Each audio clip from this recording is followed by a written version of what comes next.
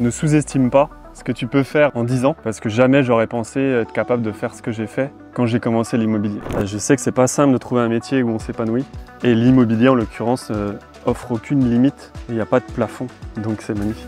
J'essaie d'avoir une vision à long terme, en me disant, tiens, dans 10 ans, quel agent je veux être? Parce que quand on sait pourquoi on le fait, quand on sait quelle personne on veut devenir, c'est tout de suite beaucoup plus facile pour enclencher les actions et garder cette fameuse constance qui est primordiale dans cette profession.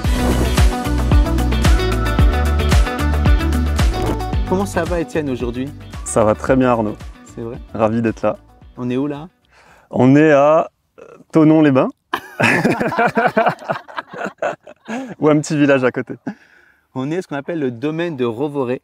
C'est un domaine exceptionnel, effectivement à une vingtaine de minutes de Thonon-les-Bains. Derrière nous, le lac Léman, plus grand lac d'Europe, si je ne dis pas de bêtises. Et on est là, ensuite on va pouvoir partager justement une soirée sympa entre entrepreneurs du domaine de l'immobilier.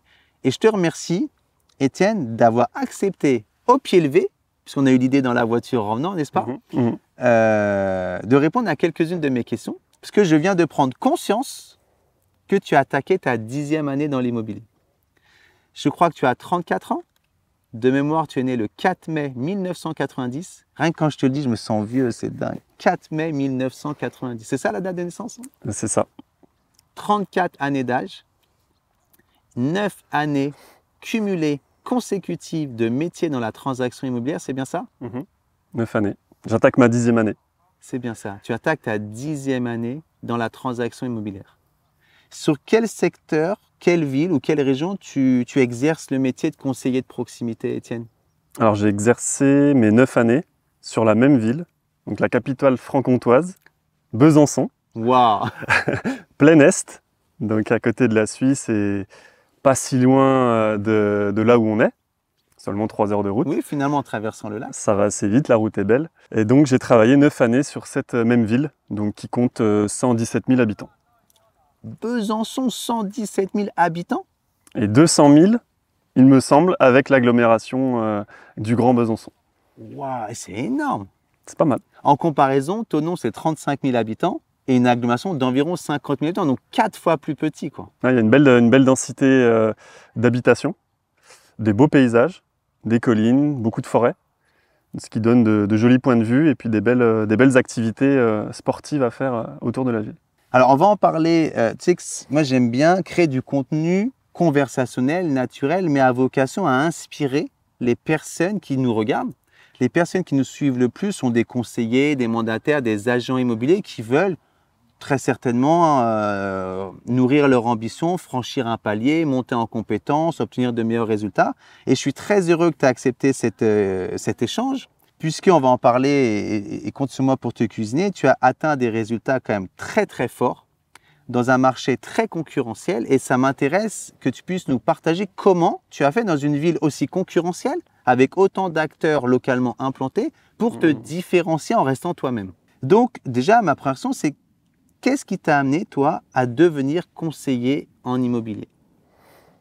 Ça faisait 3 ans et demi que j'étais rentré dans la vie active à la suite d'études dans l'énergétique du bâtiment. Et au bout d'1 an et demi déjà, je commençais à avoir fait le tour de la question. Donc j'étais technicien en infiltrométrie dans l'habitation. Donc plus un côté technique et rédactionnel via des rapports de performance. Et en fait, mon ambition d'entreprendre, mon envie d'entreprendre, petit à petit a gagné du terrain et m'a fait me poser les questions, qu'est-ce que j'ai envie vraiment de faire de ma vie, de ma carrière professionnelle. Je savais que je n'allais pas faire carrière dans le métier dans lequel j'étais. Donc je me suis orienté vers l'immobilier, un petit peu par hasard, mais j'ai été inspiré par des proches qui travaillaient dans l'immobilier et je trouvais le métier assez élégant, avec une possibilité de grandir finalement sur un délai assez court. D'accord, très très bien. Et tu faisais quoi en tant qu'étudiant ou lycéen? C'était quoi ton projet professionnel initial, on va dire? J'en avais pas. D'accord, bah comme 80% des ados. Non, je ne sais pas. Je donne ça comme ça. Donc, tu n'avais pas de projet, tu as eu plusieurs métiers? J'avais pas de vocation.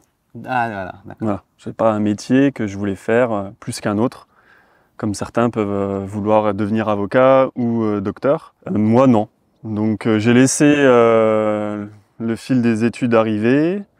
J'ai fait ce qu'il fallait pour obtenir mon baccalauréat et puis passer les années d'études, obtenir mes diplômes. Je suis allé dans le domaine de l'énergie parce que je me suis dit que l'écologie, c'était peut-être l'avenir, qu'il allait avoir plus de débouchés que dans d'autres secteurs. Bon, l'histoire m'a montré que pas forcément. Donc je me suis dit, allez, créons mon histoire, créons mon entreprise.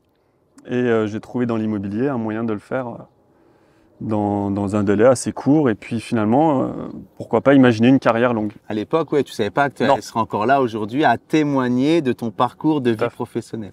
Tout à fait. D'accord. Et du coup, dans quel cadre tu as commencé il y a 9 années justement? Alors j'ai voulu faire un peu comme tout le monde, repartir dans un cursus étudiant. Donc je suis allé consulter les écoles pour faire un BTS profession immobilière.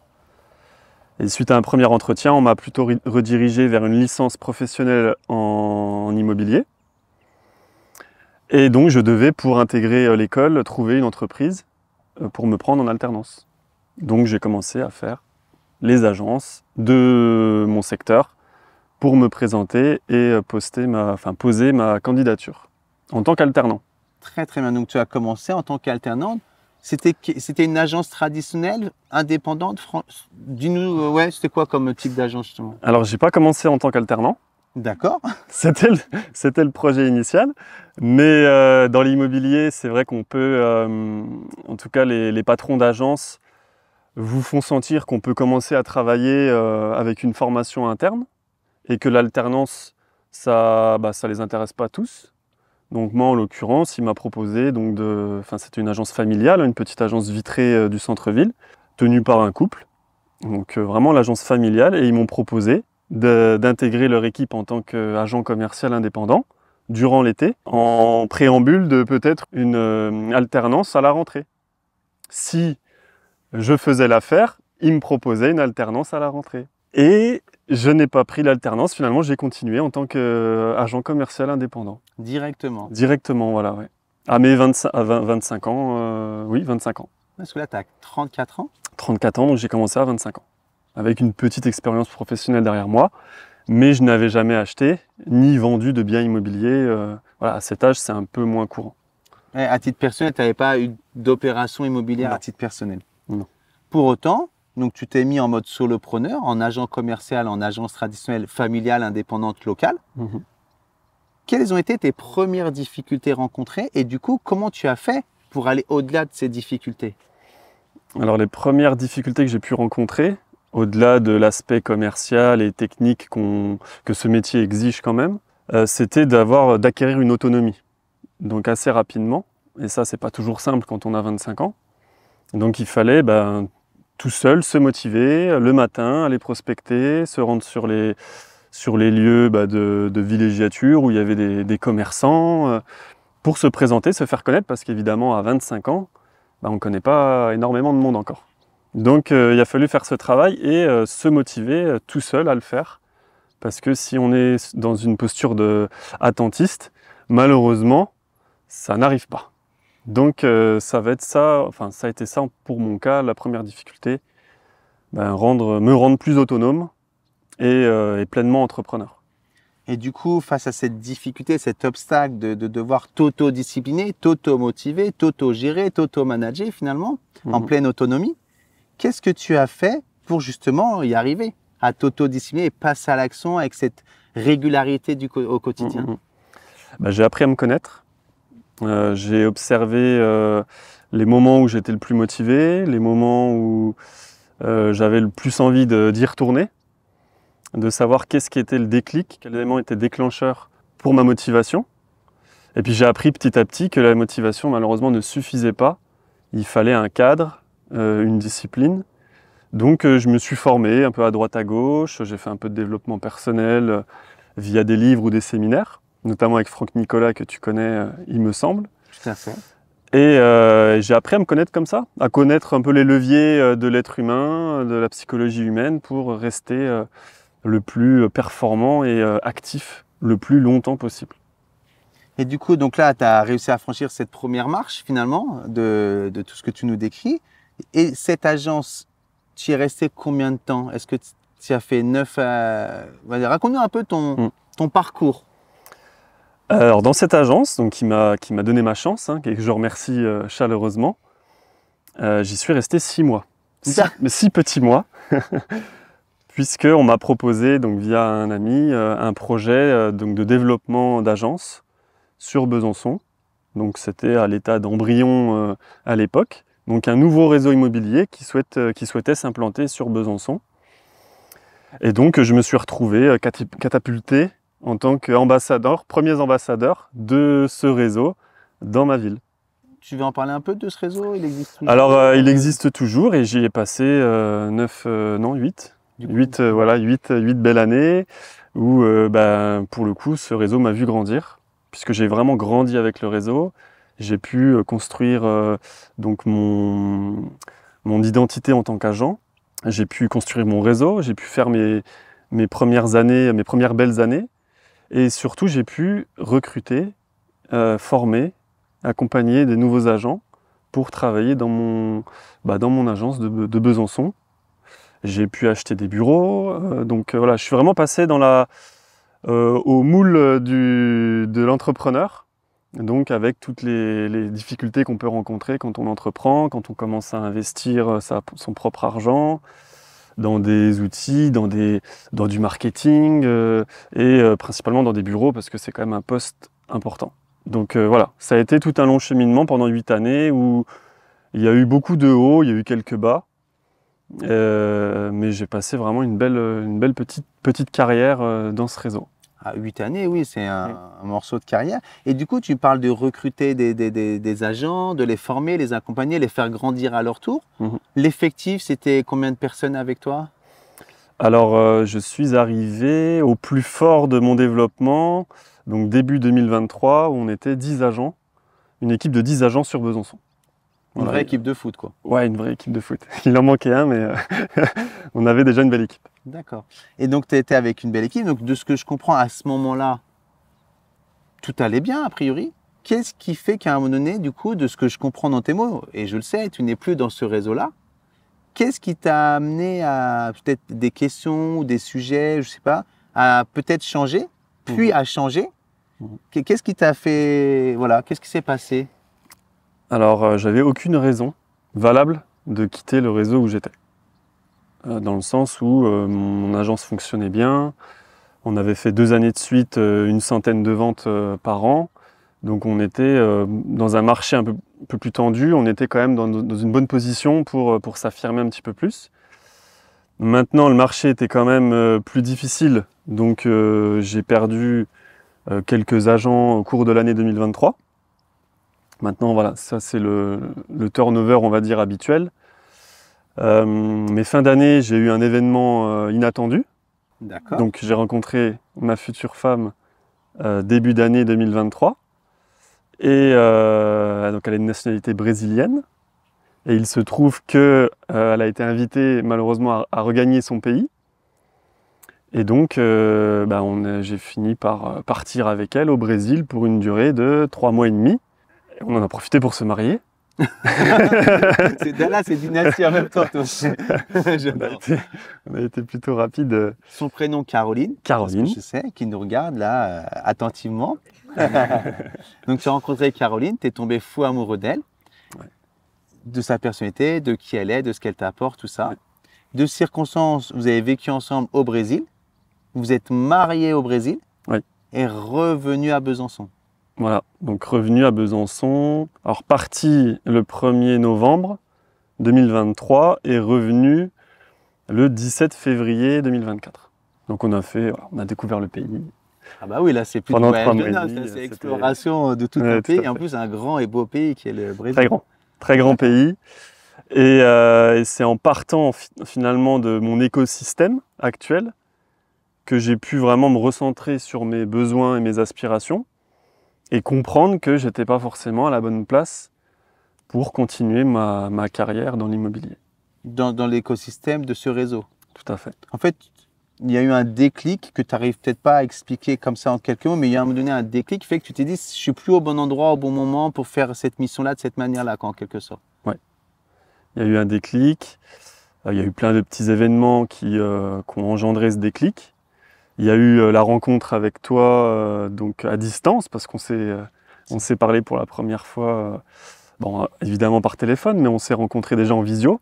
Et tu étais au Brésil en plus à l'époque. Et j'étais au Brésil. Ça date de cette Tout à période. fait, ouais, tout Comme à fait. quoi, la magie d'Internet, c'est Ouais. nos premiers échanges. Tu étais au Brésil et on Voilà. gérait ça naturellement à discuter ensemble en visio. Il y avait l'océan Atlantique qui nous séparait, mais finalement on a su créer une certaine proximité. Donc tu m'as mis assez à l'aise dans nos échanges. Et finalement, nos discussions m'ont permis de prendre cette décision qui n'est pas facile à prendre. Parce que je quittais un réseau, un confort, une agence avec une équipe. Et j'avais pris la décision de partir comme un grand, tout seul. Voilà, suite à nos échanges. Et j'ai dû aussi, hein, comme tu le sais, j'ai pris quelques semaines quand même pour prendre ma décision. C'était une décision réfléchie, mais nécessaire. En fait, si je comprends bien, tu étais dans un écosystème confortable. Tu avais, peut-être si on devait faire la photographie, une équipe, une agence, une centaine de ventes chaque année réalisées. Tu contribuais à tout ça, tu t'épanouissais, tu t'accomplissais. Donc on pourrait se dire, waouh, que manque-t-il à Étienne? Pour autant, un effet cumulé d'événements, une rencontre qui peut-être qui te fait revoir tes repères, repenser ta vision. Et effectivement, on a pu aussi, dans ce laps de temps, au travers d'Internet, se rencontrer aussi. Et du coup, maintenant, on collabore ensemble au sein de EXP Realty. Depuis, je ne sais même pas, tu es rentré quand d'ailleurs chez EXP Realty il y a très Cet peu. été. C'est ça, ouais, c'est Ouais. tout récent. Et du coup, là, tu as fait l'honneur de venir nous voir. On organise un séminaire de rentrée. Tu dis, ah, je fais le déplacement. Et d'ailleurs, tu es venu avec Caroline qui nous regarde. Tu es venu avec d'autres collègues. Donc ça, c'est vraiment un bel honneur que tu nous fais. J'ai dit, punaise, Étienne est là. Il a un parcours de vie incroyable. Autant qu'il nous le partage. La question que j'ai envie de te poser, pourquoi EXP Realty? Voilà, j'avais aucune raison de quitter mon réseau valable, puisque ça fonctionnait. Mais j'avais finalement toutes les raisons d'en partir. Mais ce n'était pas des raisons comptables ou financières. Voilà, c'était plus un feeling. Et en fait, je sentais que j'étais pas forcément à la place où je devais être, dans le sens où je voyais que le réseau où j'étais avait toutes les difficultés pour se développer. Donc finalement, mon agence de Besançon était finalement l'élément moteur du réseau. Et donc au bout d'un moment, on se sent un petit peu à l'étroit. Non pas que j'avais tout vu et tout connu, mais je sentais que j'allais plus me développer et plus apprendre comme je le souhaitais. Et EXP est arrivé donc par ton intermédiaire. C'est un réseau que j'avais déjà observé quelques mois auparavant, sans forcément me dire que j'allais y être un jour. Mais si je devais donner un élément déclencheur, ou en tout cas une motivation à rentrer chez EXP, c'est le fait de faire partie de quelque chose qui me dépasse, qui est vraiment beaucoup plus gros que ce que je pourrais jamais faire à moi tout seul. Et le fait de faire partie de ce projet, ça m'a donné une bouffée d'air frais et vraiment une envie d'entreprendre de nouveau, d'aller chercher au plus profond de moi pour grandir et puis finalement continuer ma carrière dans ce fabuleux métier. Si je comprends bien, Étienne, tu étais dans une situation où financièrement tous les voyants étaient ouverts au niveau de ton équipe. Ce qui n'était peut-être pas forcément de ce que on sait pas trop, mais après ça reflétait pas la croissance du réseau dans sa globalité en tout cas. Et d'un côté, tu es quelqu'un de curieux, d'érudit, tu t'informes, tu communiques, tu es à l'aise avec les gens. Tu avais vu EXP à un moment donné, on en a parlé de manière un peu plus détaillée, j'ai dit punaise, là il y a le projet où il y a la sécurité financière, l'assise, la notoriété, la puissance, la dimension internationale, tout ça, ça me dépasse. Et là, ça t'a requinqué, une nouvelle santé, comme tu dis, ça t'a réoxygéné, réénergisé d'un coup. C'est là que je veux être plutôt que tu veux switcher quoi en fait.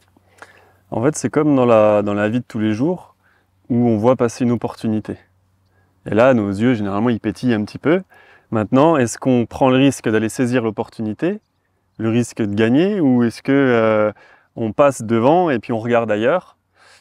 Et ben moi, j'ai ressenti ça. Voilà, j'ai vu EXP comme une opportunité, dans le sens où c'était un réseau international qui avait déjà fait ses preuves, notamment dans un marché ultra concurrentiel qui est l'Amérique du Nord, avec les États-Unis et le Canada, où ils avaient vraiment atteint des sommets. Et j'ai vu qu'en France, ça a commencé à prendre, voilà, mais qu'il y avait un vrai potentiel encore pour développer. Voilà, l'image d'autres réseaux qui ont déjà atteint leur forme finale en France, j'avais estimé que XP n'avait été loin encore de son plein potentiel, et notamment dans ma région où finalement il n'y avait encore aucun agent EXP, ou peut-être un à 1 heure de route. Donc je me suis dit, voilà, ça c'est ce qu'on appelle une opportunité, c'est maintenant, et c'est pour ça que j'ai pris la décision de partir au Brésil, et j'ai pas pris le temps de revenir, reprendre mes marques. Voilà. Je savais que la décision, il fallait la prendre, et le mieux était de la prendre en étant sorti de mon écosystème. C'est beaucoup plus facile. Tu as pris de la hauteur ou de la distance, Voilà. du recul, on dit comme on veut, mais tu t'es éloigné de ton champ de l'action du quotidien, quoi. De mon confort, parce que je savais que si je retournais dans ce confort, j'allais avoir beaucoup plus de mal à prendre ce petit risque, cette petite prise de risque, et à partir dans ce nouveau projet. Hyper inspirant, vraiment merci. J'aimerais quand même te poser une question. Comment on fait 100 ventes par an? Je pense avec le recul qu'il faut qu'il y ait une certaine unité, que le groupe tire dans la même direction le plus possible, même si c'est un ensemble d'individualités où chacun a leurs objectifs et puis finalement leurs préférences. Et il faut au maximum se rallier autour d'une cause.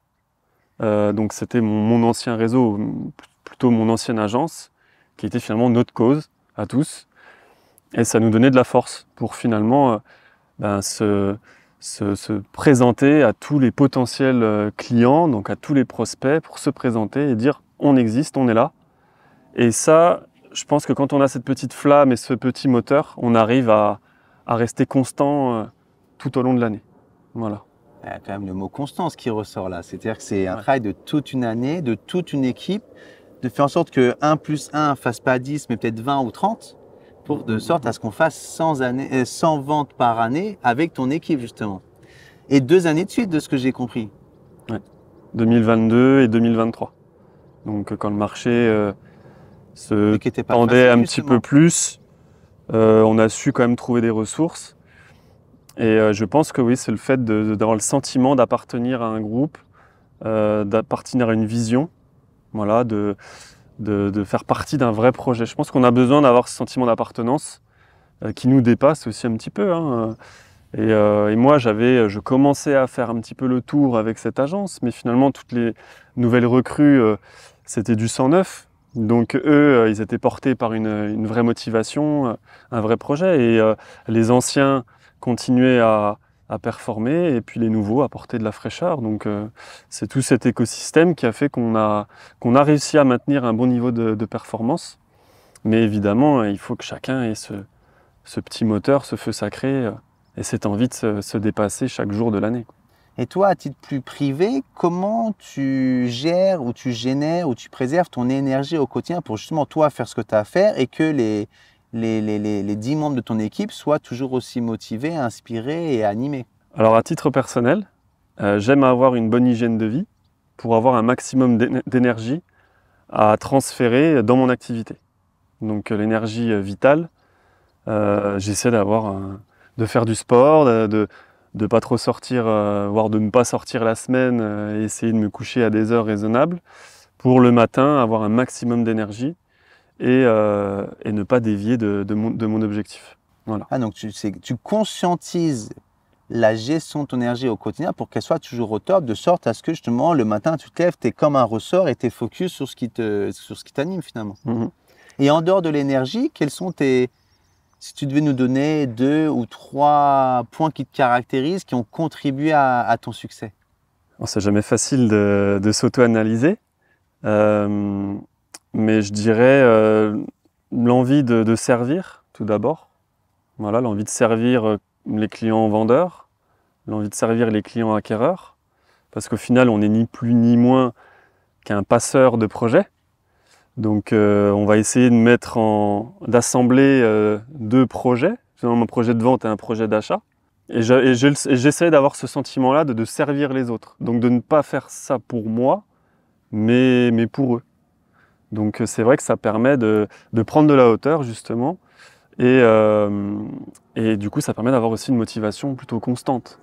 Parce que si on le fait pour nous, en permanence, il se peut que des fois on ait peut-être moins envie d'aller au travail, d'aller dans le dur, alors que quand c'est pour des gens qui comptent sur nous, pour vendre leurs biens ou pour acheter, c'est vrai que ça donne une force supplémentaire, une motivation supplémentaire.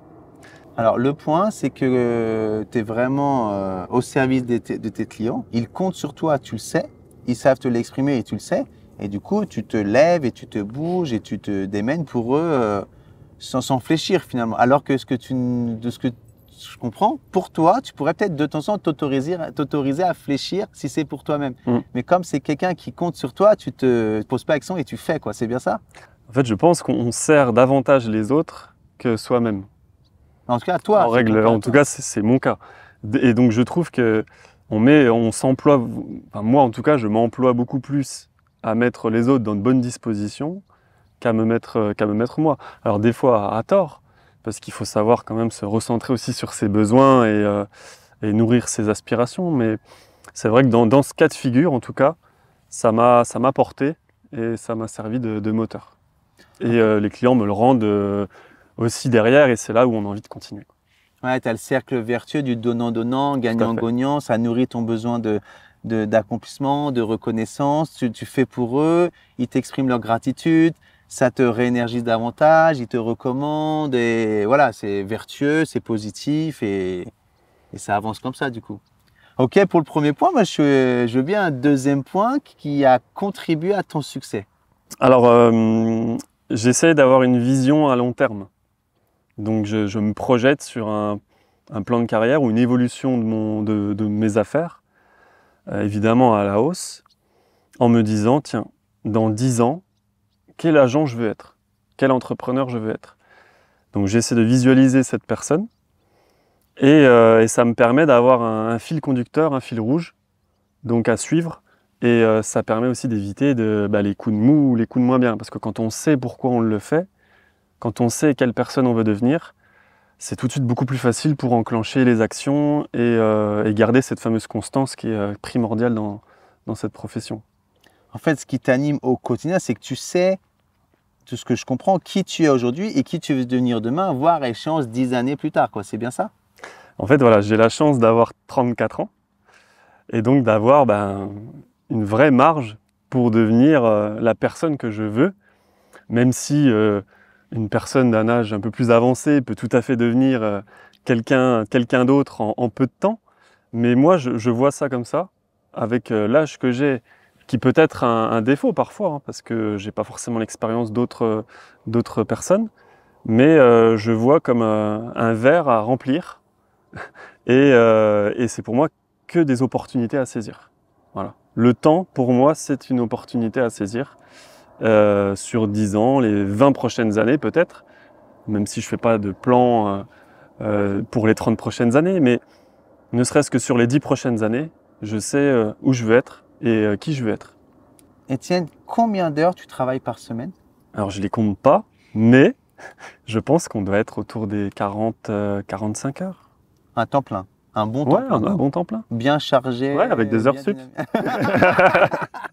45 heures auto-déclarées, en fait tu fais 50, 55, voire plus certaines semaines des fois. Ça a pu arriver. En pleine saison, peut-être à Besançon. Et il y a une saisonnalité sur le marché à Besançon? Non, il y a des affaires à faire toute l'année. Ah, donc s'il y a des agents qui considèrent que leur marché est irrégulier et difficile, tu les invites à venir tester le marché à Besançon avec toi aujourd'hui alors en fait. Ah, ils sont le bienvenu dans la région. Besançon, c'est une ville dynamique qui a beaucoup de belles choses à offrir. Et c'est vrai que c'est un marché plutôt stable. Donc les prix ne montent pas très très haut, mais finalement ils ne descendent pas non plus beaucoup. Donc là, malgré la conjoncture, les prix immobiliers se sont maintenus sur Besançon, voire ont un petit peu évolué sur certains types de biens. Tu vois, tu attaques ta 10e année de carrière avec, d'ailleurs c'est le titre de notre séminaire, avec une croissance, avec des paliers franchis et tout ça. Il y a énormément de conseillers aujourd'hui, conseillers, mandataires, agents, qui nourrissent le besoin, l'envie, le besoin de franchir un palier dans leur carrière. Qu'est-ce que, spontanément, tu as envie de préconiser à ces agents qui nous écoutent, qui nous regardent, pour qu'eux-mêmes, qui plafonnent peut-être à 50 000 par an, 100 000, 200 000, ou qui font 3 ventes, 15 ventes, 30 ventes, 40 ventes, toi qui as réussi à faire 200 ventes en 2 années consécutives, voilà, donc c'est comme un palier que tout le monde n'atteint pas. Voilà, qu'est-ce que tu peux préconiser, toi, à un acteur de l'immobilier qui veut franchir un palier? Ou comment tu as fait, toi, sinon à titre plus personnel? Je dirais que c'est une perpétuelle remise en question. C'est d'essayer de voir quelles sont nos faiblesses, sur quoi on doit travailler. Mais c'est aussi regarder là où on est bon, pour appuyer encore un peu plus ici, enfin sur ces points. Après, en deuxième plan, je dirais l'environnement. Essayer d'agir au maximum sur l'environnement dans lequel on évolue, l'environnement personnel, l'environnement professionnel.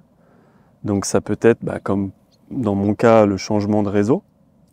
Ça m'a permis de changer d'environnement, de rencontrer de nouvelles personnes, de côtoyer des personnes qui sont encore meilleures que moi et qui vont potentiellement me tirer vers le haut. Et je pense que c'est déjà de bons points sur lesquels chaque personne peut travailler à titre personnel. Et malgré toutes ces ventes cumulées et ces années cumulées, j'imagine, libre à toi dans ta réponse, que parfois les gens ne te confient pas le mandat ou que l'affaire ne se passe pas comme prévu ou ne se passe pas avec toi. Comment tu vis ces moments qu'on pourrait appeler ces moments d'échec? J'essaie de me dire que c'est pas de ma faute. Même si je prône la remise en question, sur le moment, pour éviter une déception trop forte et qui peut s'étaler sur une semaine, j'essaie de me dire que j'ai donné le meilleur de moi-même, que finalement leur récepteur n'était pas en phase avec mes émetteurs et que c'est peut-être une autre personne qui arrivera à mieux correspondre à leurs attentes du moment. Parce que je ne pense pas qu'un agent peut convenir à 100% de ses clients. Il doit y avoir une part d'incontrôlable, une part d'externalisation qui va faire que on ne peut pas être dans le succès en permanence. Et c'est vrai que dans ce métier, si on ne l'accepte pas, le risque c'est de s'effondrer et puis de s'accabler. Donc on a besoin d'être dans un état d'esprit le plus positif possible sur le plus longtemps, sur une durée la plus longue possible. On ne peut pas l'être en permanence, on est des êtres humains. Mais si on arrive à être positif, ne serait-ce que 70% du temps, je pense que c'est déjà gagné. Et on arrive du coup à ne pas laisser passer les opportunités, et notamment les clients qui comptent sur nous pour les aider dans leurs projets parce qu'ils nous auront choisis. Ouais, donc en fait, il y a un mot-clé qui me vient à l'esprit en t'écoutant, c'est le mot acceptation en fait. Quand ça marche, tu acceptes que c'est fruit de ton travail, tes remises en question, tes efforts, ta détermination, ta régularité, la synergie en équipe. Et quand ça marche pas, tu l'acceptes aussi et tu prends de la hauteur là-dessus, mais en te disant, j'accepte que dès le départ, je peux pas correspondre à 100% des contacts et je vais pas transformer 100% de mes prospects systématiquement en clients. Je vais en sorte de maximiser mes ratios, mais en acceptant que même en donnant le meilleur de soi-même, parfois ça marche pas. Ouais, c'est ce qui fait la beauté du métier finalement. Cette part d'incertitude. Parce que si on partait en rendez-vous en se disant à 100% qu'on allait réussir, peut-être que ce serait un peu moins excitant, peut-être qu'on se réjouirait moins des succès. Et finalement, ça laisse de la place pour tout le monde. Tous les nouveaux acteurs qui veulent s'installer auront, je pense, leurs clients et pourront grappiller à force de travail des parts de marché, même auprès d'agents immobiliers qui sont là depuis peut-être 20 années ou même 30 années. Donc c'est finalement une bonne chose qu'il y ait cette part d'incertitude et qu'on ne puisse pas convertir et conclure avec tous les clients qu'on rencontre, en tout cas tous les prospects. Allez, une dernière question, après on va casser la croûte. Il y a énormément d'agents commerciaux en agence qui suivent mon activité, que ce soit sur LinkedIn, sur YouTube, sur les médias sociaux. Tu as fait partie de cette typologie d'acteurs, agent commercial en agence immobilière. Tu as changé. Selon toi, qu'est-ce que ça t'a apporté de positif de changer et qu'est-ce que tu as envie de préconiser aux agents commerciaux en immobilier s'ils vivent comme toi? Voilà. Qu'est-ce que tu as envie de dire parce qu'on est très suivi par cette type de personnalité, de personne. Donc voilà, qu'est-ce que tu as envie d'adresser comme message? De rester ouvert. Voilà, de regarder les différents écosystèmes qui se présentent aujourd'hui sur le marché, de ne pas être cloisonné dans son environnement et penser que c'est comme ça que ça fonctionne et pas autrement. Je pense qu'il faut s'ouvrir. Voilà, on est au 21e siècle, en 2024 déjà. Le métier évolue en permanence. Le métier a déjà beaucoup changé depuis les 20 dernières années. Toi, tu as dû le voir avec tes 18 années en tant qu'agent. Donc, tu as dû voir le métier changer. Et Et tu es resté ouvert à mon sens, comme moi j'ai essayé de l'être, en écoutant et en voyant ce que proposait EXP par ton intermédiaire. Et simplement en écoutant, en regardant, en essayant d'aller chercher des informations, sans forcément se dire qu'on va changer de réseau, mais juste en prenant des informations à droite, à gauche, en se disant quel modèle finalement me conviendrait le mieux pour pouvoir exprimer notre plein potentiel. Et c'est ce que j'ai vu moi à travers toi dans EXP. Merci beaucoup, Étienne, de ton temps, de ton partage, de la sincérité de ton propos. Un message libre à adresser, qu'est-ce que tu as envie de nous partager comme message de manière plus privée ou plus large, à ta convenance?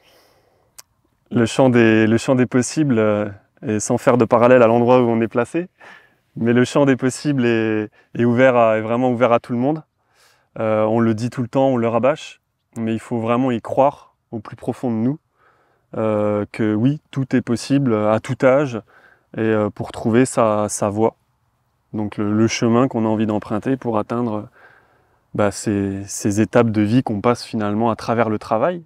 Mais le travail n'est plus quelque chose de négatif. Aujourd'hui, c'est vraiment une zone d'épanouissement. Donc je souhaite à tout le monde de trouver sa zone d'épanouissement.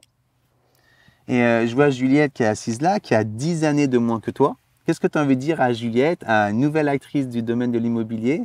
Je t'invite à lui adresser un message, toi qui as 10 années de plus qu'elle, justement. En fait, Juliette, c'est toi à l'époque, c'est ton chapitre 1 de ta carrière. Qu'est-ce que tu as envie de dire à quelqu'un qui est au niveau de ton chapitre 1 de ta carrière? Eh bien, Juliette, tu as 24 ans, moi j'ai commencé l'immobilier à 25 ans, donc à peu près en même temps que toi.